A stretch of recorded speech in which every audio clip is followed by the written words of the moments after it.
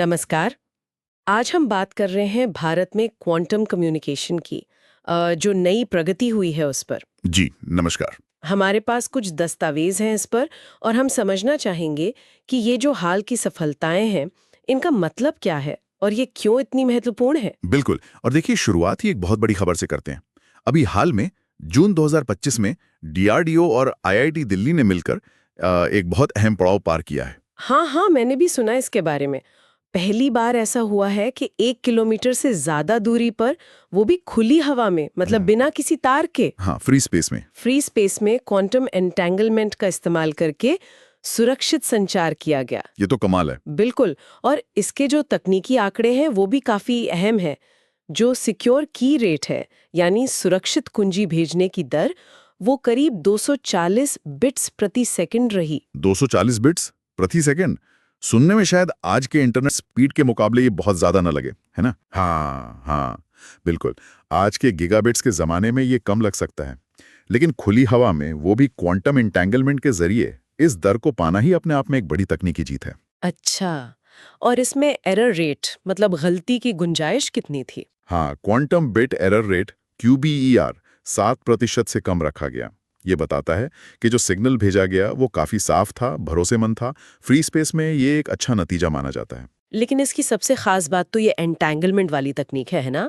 मुझे थोड़ा समझाएंगे कि ये इससे इतना सुरक्षित क्यों बनाती है? सही कहा आपने।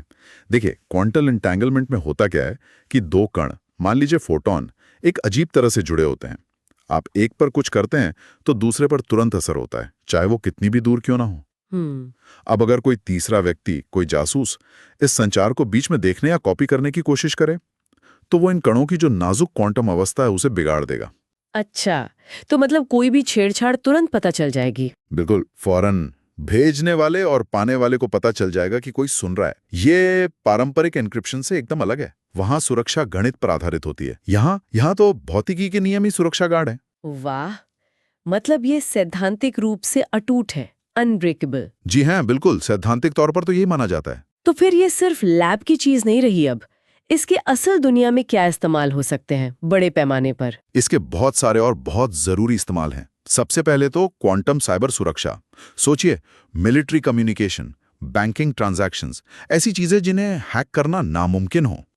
ये तो बहुत जरूरी है। फिर है लंबी दूरी की क्वांटम की डिस्ट्रीब्यूशन, QKD, मतलब क्वांटम तरीके से सुरक्षित क्रिप्टोग्राफिक चाबियां भेजना। इससे हमारे मौजूदा संचार को भी ज्यादा सुरक्षित बनाया जा सकता है। और आगे चल के ये क्वांटम नेटवर्क और यहां तक कि क्वांटम इंटरनेट की नींव रखेगा। और इसका रणनीतिक अहंगी बहुत बड़ा लगता है। रक्षा मंत्री राजनाथ सिंह जी ने इसे भविष्य के युद्ध में गेम चेंजर कहा था। ये कोई छोटी बात नहीं है। बिल्कुल नहीं।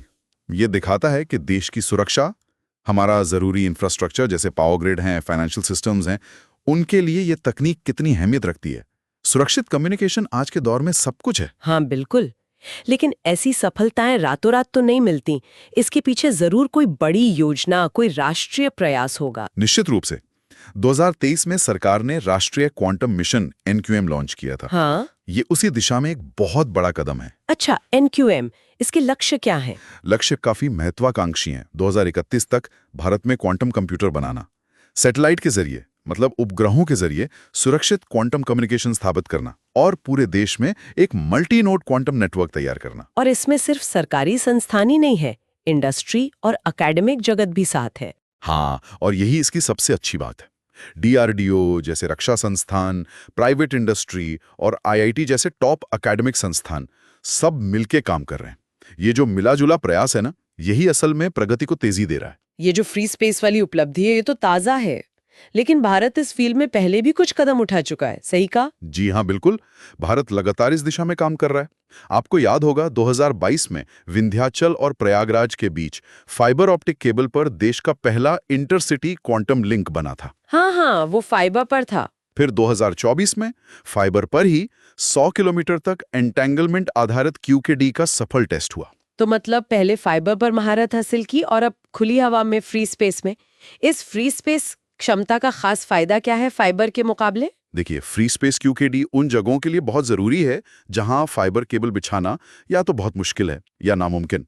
सोचिए, पहाड़ी इलाके हैं या समुद्र के ऊपर। हाँ, सही बात है। और इससे भी बढ़कर ये चलती फिरती चीजों के बीच सिक्योर कम्युनिकेशन संभव बनाता है, जैसे दो जहाजों के बीच या विमानों के बीच, और भविष्य में तो सैटेलाइट्स के बीच भी।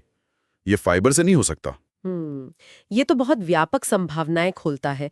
अब अगर हम वैश्विक स्तर पर देखें तो भारत की ये उपलब्धि कहाँ खड़ी होती है? ये बहुत महत्वपूर्ण है। इस सफलता से भारत दुनिया के उन गिने चुने देशों में शामिल हो गया है जो एडवांस क्वांटम कम्युनिकेशन टेक्नोलॉजी पर गंभीरता से काम कर रहे हैं और सफल भी हो रहे हैं। जैसे चीन है, अमेरिका है, यूरोप के कुछ देश हैं। अब भारत भी उस लीग में मजबूती से खड़ा है। और इसके अनुप्रयोग, मतलब कौन से सेक्टर सबसे ज्यादा प्रभावित होंगे? जाहिर है, रक्षा क्षेत्र सबसे पहले आता है, फिर फाइनेंस, बैंकिंग सेक्टर और टेलीकॉम सेक्टर। इन सब में सुरक्षित संचार की जरूरत सबसे ज्यादा है। तो अगर हम पूरी बात को समेटें तो कह सकते हैं कि भारत क्वांटम कम्युनिकेशन के मामले में तेजी से एक अहम खिलाड़ी बन रहा है। बिल्कुल। और ये सिर्फ रणनीतिक बढ़त की बात नहीं है, ये भविष्य में आम नागरिकों के लिए भी ज्यादा सुरक्षित डिजिटल दुनिया बनाने की दिशा में एक बड़ा कदम है।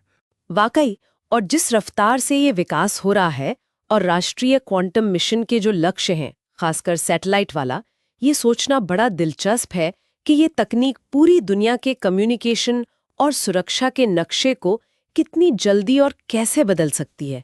ये एक सोचने वाली बात है। सही कहा, भविष्य बहुत रोमांचक होने वाला है इस क्षेत्र में।